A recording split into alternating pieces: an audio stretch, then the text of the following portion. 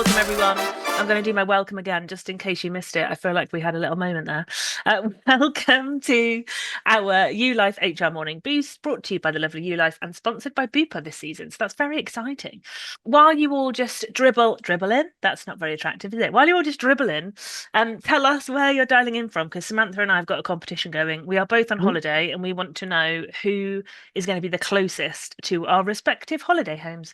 So Samantha is Cornwall today, and I am in the Cotswolds. So if anybody is close to Cornwall or the Cotswolds, please give us a holler in the chat. I can see we have Leeds, Birmingham, Broadstairs, Cuffley and Hertfordshire.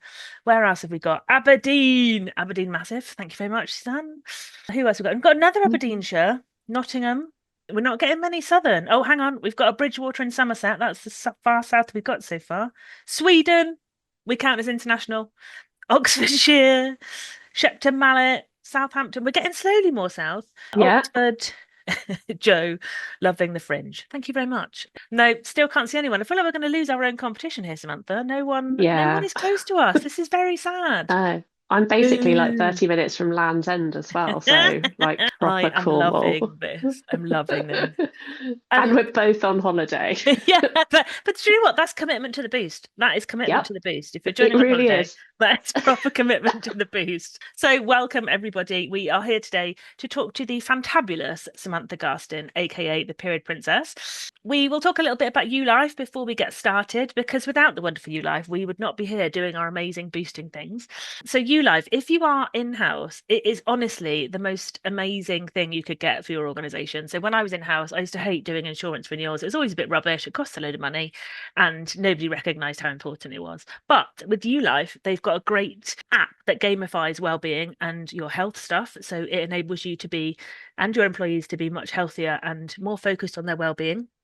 We have it in the HR Geek Squad and it is epic. So we all battle daily on Yuduku and steps. Some of us fewer steps than others. I think I might be bottom of the pile, but it's a really great way to get focused on your health and well-being. And it's a no-brainer if you're buying insurance, because they cover all of your insurance stuff and healthcare, and they also have this amazing app. So it's well worth doing it. And they've just started a reward and recognition approach to have suddenly turned into Jonathan Ross. They do a reward and recognition element to it too. Someone has asked Samantha, does your jumper have ghosts on it? If so, I love it. And yes, it does. They're little pink. Of course, it's pink and ghosts. Halloween, it's my style. Super cute, super cute. So, Samantha, the beautiful Samantha, I have known you now. I feel like I've known you forever. Like, I feel like you've been my life forever in a good way. Yes. So hopefully. I feel like you and I met before you came on. Oh, there goes my light. Before you came on to Geeks, we met. You were doing a session for us Geeks, weren't you? But you weren't sure whether you were going to go with the whole like period princess stuff. It was just quite new for you, wasn't it? So tell me about like how the period princess started. Tell me your origin story. Oh, well, I mean, it's been a while. I sort of had my own business for about 5 years. Well, just 2019, just before the pandemic started, really. And it's taken many evolutions over time. It started as a yoga thing, and then I sort of combined, because I did a cycle coach course. I did my yoga teacher training before, and I thought, better use that up because that was expensive. So get the ROI of my training, thanks. Yeah, but spicy brain. So I was just like, everything is, yoga. And then I was like, actually, no. I know I had my sort of cyclical living discovery, and I went, that has been my long time. It was not I was a little bit worried. I was like, is it gonna be one of those things? Or I'm just like, I love it. And then 3 weeks, no, it wasn't. It has been my absolute obsession. And so, yeah, I sort of combined what I used to do, which was sales and marketing. And then first of all, like one-to-one coaching. And then I was like, well, I really want to just have a bigger impact than I'm having. So I'm like, organizations, I'm coming for you, because I need to get this in. I need to have more, I need to spread this further and wider. So I started doing, I wanted to do organizational sort of workshops as well as sort of coaching. And that's when I came to you, because I was like, oh, look at this person on the internet with all the colours. I love her. Yeah. I'm just going to mediumly fangirl in her DMs and ask if she would like to have a chat. And it worked so well. Sure. Yeah. And then that was it. And we were like, friends. I said, do you think that I could get away with this in like the HR world? You're like, absolutely. You've asked the 100%. right person. Yeah. And then I came in, flexed my knowledge in the geeks, Yeah. and you adorned me the princess crown. You said, how do you want me to introduce you? And I said, I don't know. People have called me like period queen or something like that. And then as you were introducing me, you went period princess, and I'm just like my Yes. heart flutter. I was like, I love, and that's it. Period princess. Love it. More. I love it. I love it. I also love that you're like the thing that I love about how you like post on LinkedIn and about how you show up for events and stuff is like you just make everything so accessible and easy to understand. And I Oh, just love that. So yeah, thank you. Because it's easy to go like baffle with science when you talk about this kind of stuff, isn't it? yeah. And I think it's great that your stuff is just so like relatable and accessible. It's just brilliant.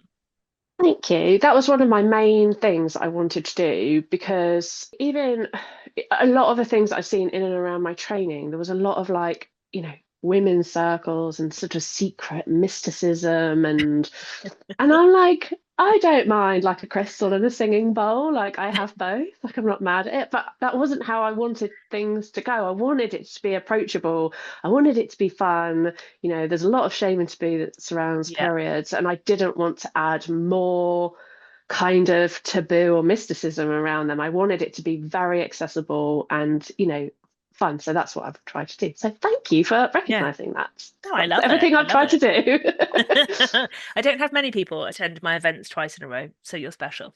You're very special. So Honoured. today, I think you might have the most favorite title so far, which is late diagnosed and a little bit sweaty, navigating autism, ADHD, and the perimenopause. Tell me about what that looks like for you. Well, right now I am a little bit. No. Since I turned 40, I don't know. I just was like just a little bit sweaty, like all of it, just like a little bit warm. There's just a constant sheen about me. I have to say though, like a deodorant. Deodorant has just been like I've found the perfect deodorant now Right, that's like you cruelty need to tell free, us this. vegan. Yes. So it is called Mega Babe. I got Okay. it from Cult Beauty. Okay. Honestly, it's been a game changer, because I know we've already side quested, it's early in the game, but I tried all of the wild ones, Yeah, yeah, but they're made with cocoa butter. They just yeah. it Not didn't nice go right. feeling. So Yeah.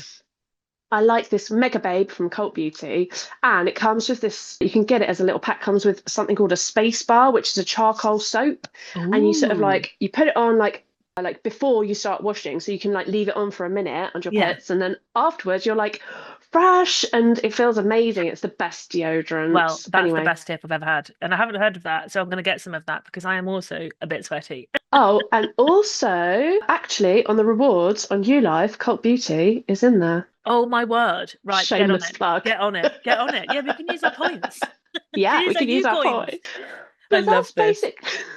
that's basically it though. I mean, that's why I called it late diagnosed and a bit sweaty. So, around about it was post-pandemic for me. Coming out of the pandemic, before I went in and I was happily masking life, myself and everything, during the pandemic, my mask came off. And I just did life, and I wondered why I was living my best life in total isolation. And then it got me asking a lot of questions. And so my friend suggested maybe I was autistic. And I was like, I don't know, like, I don't feel, I don't think so. But then, in true spicy style, I went down the rabbit hole, researched everything, and I'm like, no, this is the thing. I think I am. And I went through my diagnosis process.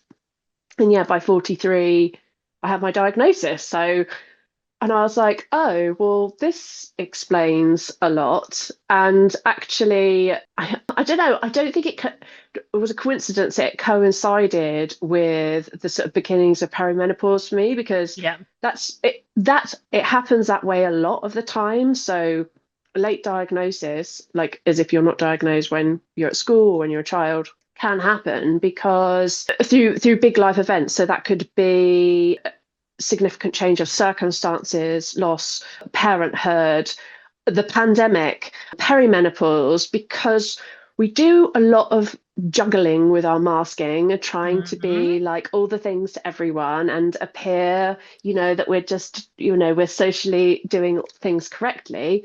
But when something shakes your life up like that, you sort of drop all the balls that you've been juggling, and that kind of mask that you've been keeping on starts to feel more difficult to plaster on every morning. So, and I do think that that is, well, I've witnessed it, that is the case a lot of the time. Late diagnosis comes around sort of perimenopause, but for me, the pandemic sort of coincided with the beginning of my 40s.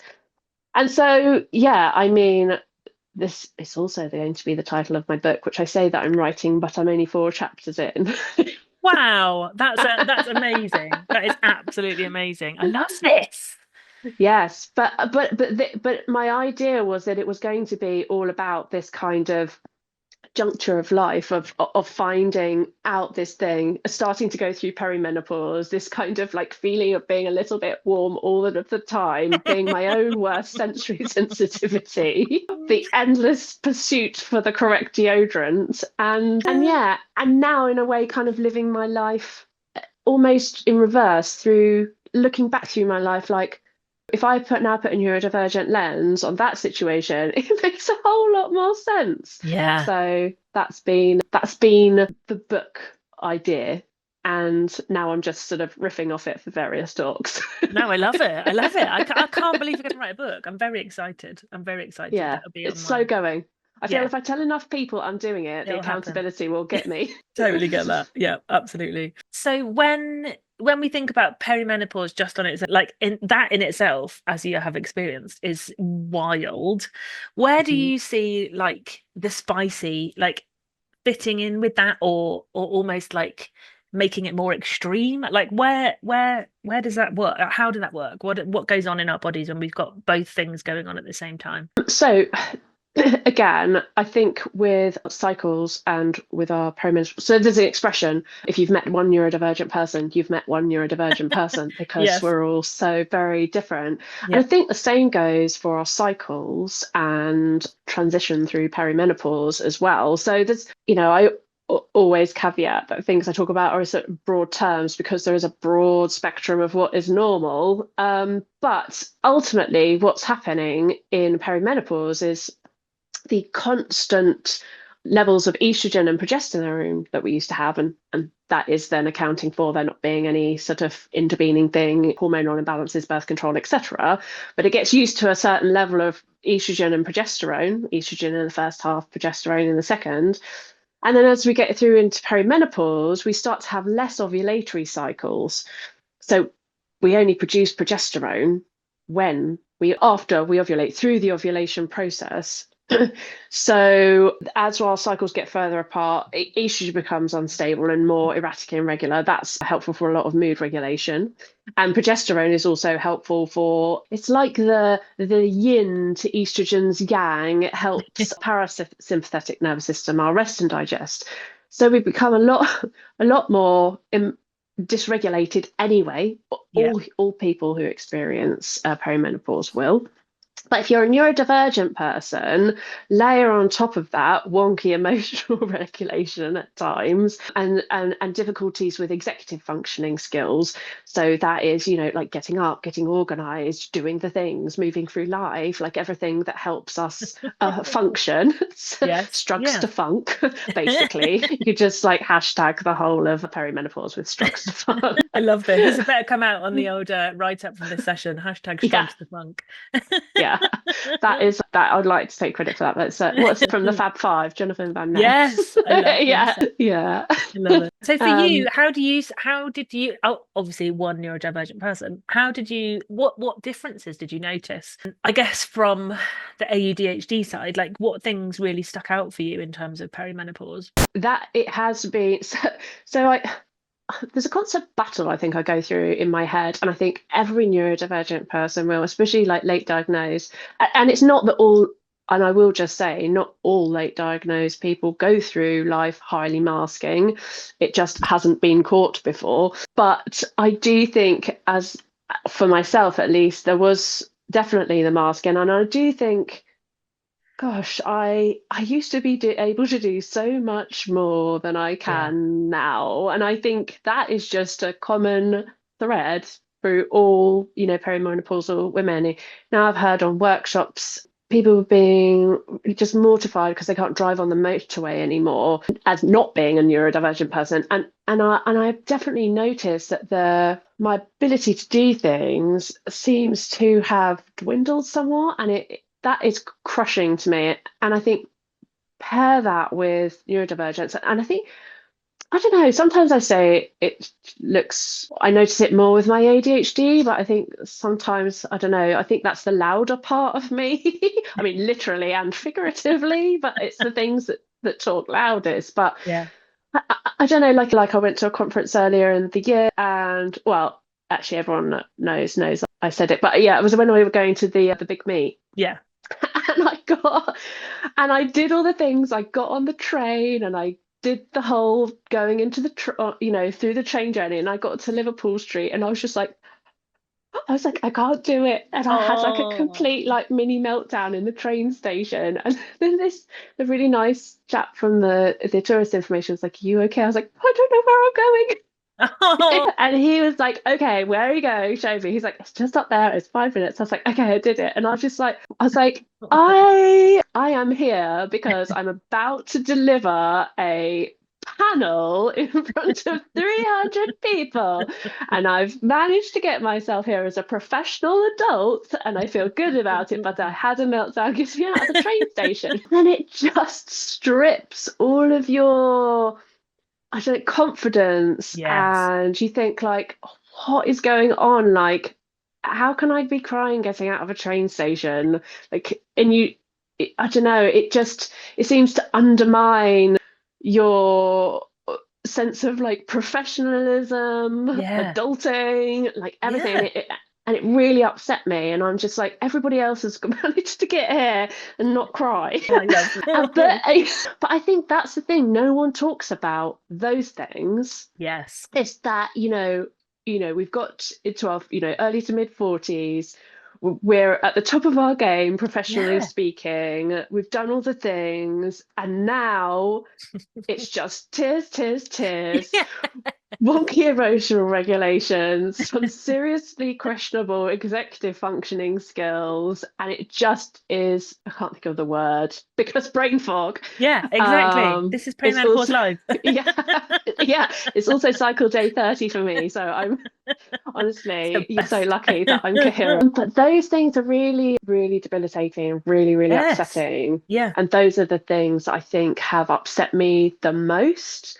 And especially with the ADHD as well, where I feel like some days that, and I think it's important that we highlight that honestly I feel it's difficult to get out of bed. Yeah. Like, and then making peace with that and understanding that actually that doesn't take anything away from me, my sense of self-worth, who I am, what I can achieve, all of those things. It's really hard to do that. Yeah. Yeah, exactly. And do you know what? I only ever had, and he was my best boss in the world. I only ever had one boss who used to say to me, like, I don't think any less of you if you cry. Like, it's fine. Just like I can see you're upset, just let it out. And honestly, that changed the game for me. And I feel like Mhm. as humans to other humans, like we need to get into this space of like it's okay to like cry. It's okay that you've had a meltdown. It's okay that you've forgotten a word.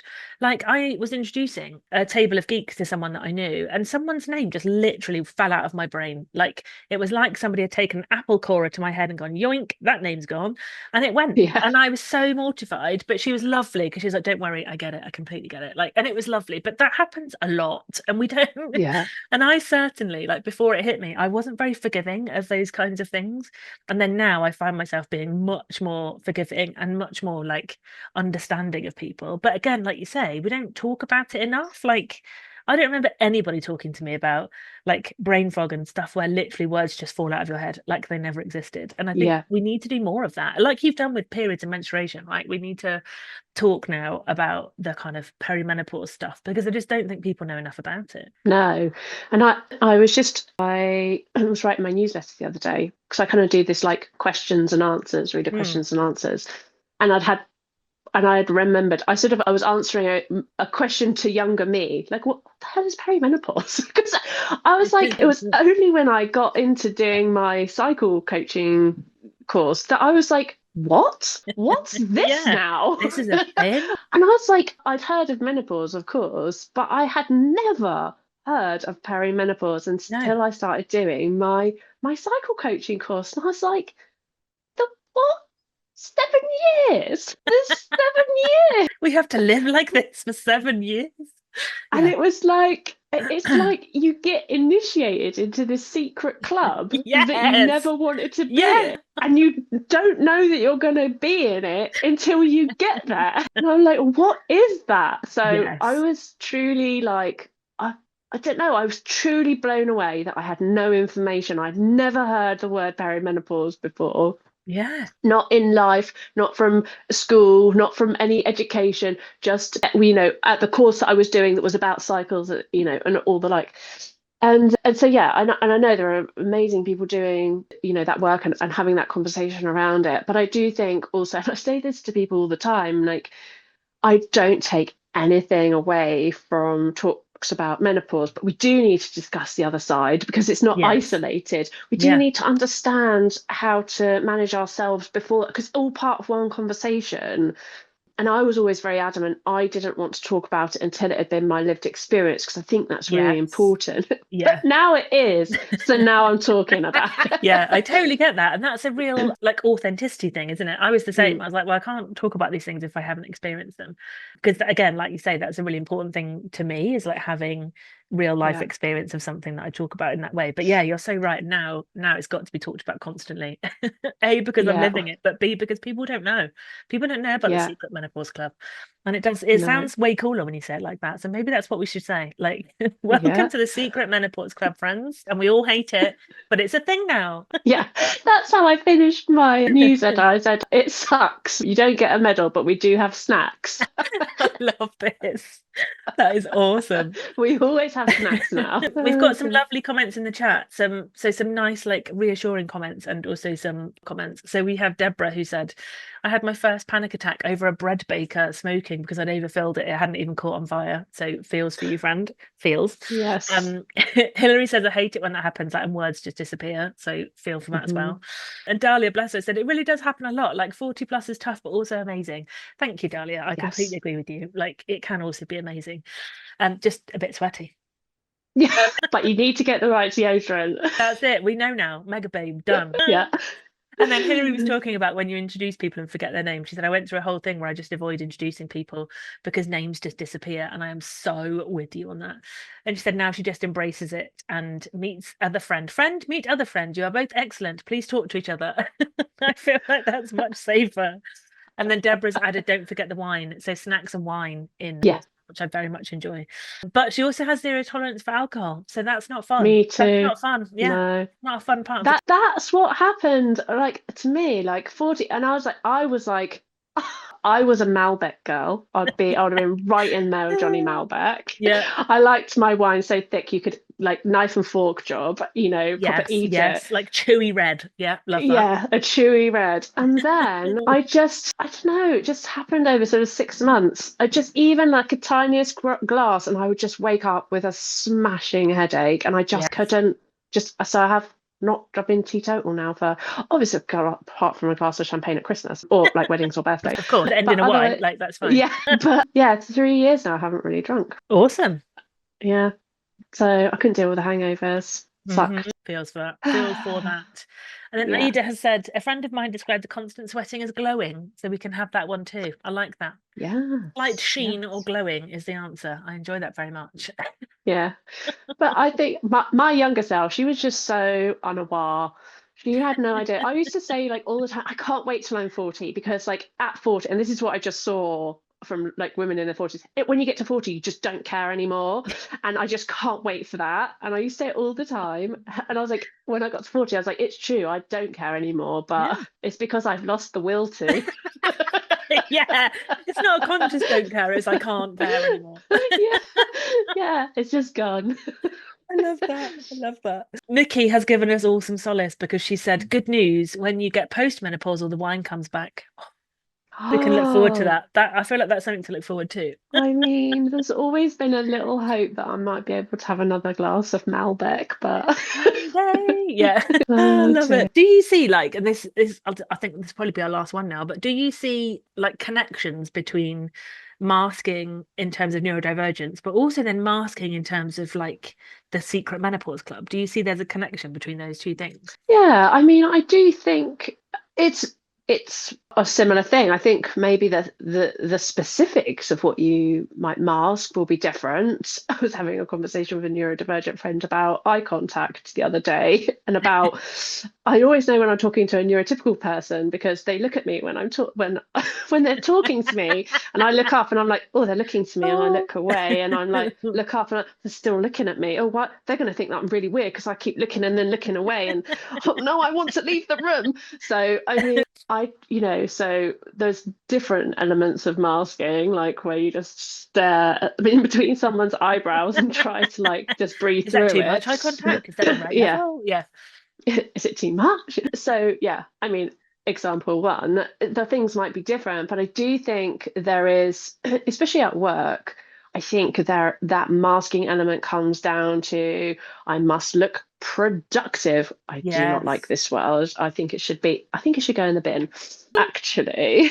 I don't think focusing on being productive is helpful, like engaged, Yes. motivated, Yeah. effective. They're good words, but I don't think productive is very specific. And also, this kind of professionalism, which is, I mean, a lot of, I think, of the expectations around professionalism, I don't know, archaic Yeah. and irrelevant. And, productive and professional can look very different. It could look being like in a hyper focus at 2 a.m.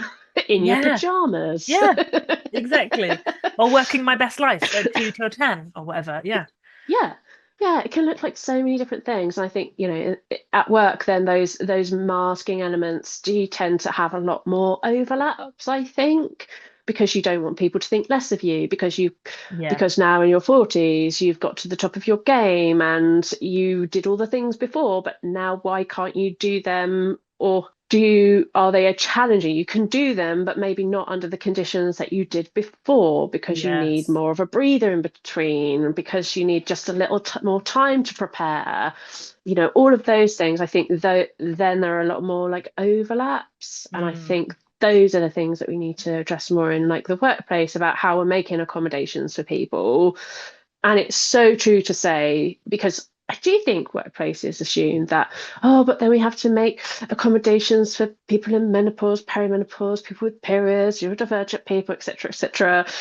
But actually, there is a large overlap in accommodations that all Yes. of these minority groups will benefit from, and actually put them all together and you have about 99% of your Yeah. organization. So Yeah. I do think there are strong, yeah, there are. In fact, I made a chart once. There are so many accommodations that you can do that will support everybody to just be able to work with a little more compassion and dignity and respect, I think. Yeah. I love that. That's I don't know if have you heard it called the drop curb effect? Have you heard of that?